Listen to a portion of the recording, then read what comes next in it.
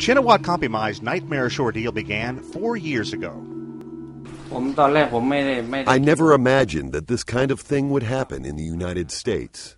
Kampimai, desperate to provide for his family, says he answered an ad from a job recruiter in rural Thailand. The recruiter promised an $8 an hour job in America, he says, picking tobacco in North Carolina, and he'd get a U.S. visa. When they heard that there was a job in the United States, and not just a job, but a job on a legal visa in the United States, I think that was really the golden ticket for them. But there were problems from the outset. First, he says, there was a payment up front, 25,000 Thai baht, or 11,000 U.S. dollars, money he borrowed from loan sharks before he left his home in Thailand. Once in North Carolina, Kampimai says there was no work, no money, and his passport was seized by the recruiter, Million Express Manpower. Kampimai says he and the other 29 farmers who came with him realized they were trapped. Some of the men were so stressed out to the point that they seemed suicidal. Kampimai says he begged for work.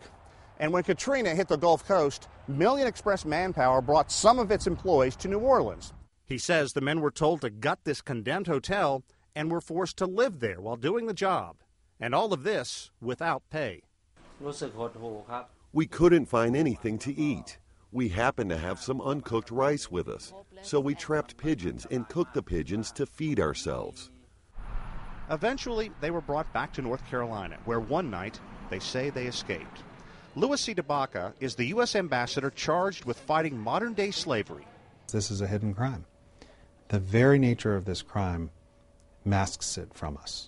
Eventually, Kampimai and 21 others sued Million Express Manpower under the Trafficking Victims Protection Act.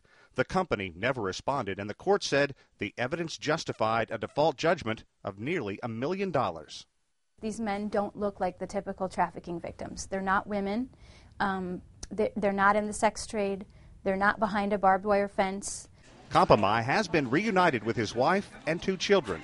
He asked us not to say where he's living, still concerned about the traffickers. You do feel lucky, even after everything you've been through, you feel lucky? I do feel very lucky that I could turn crisis into opportunity.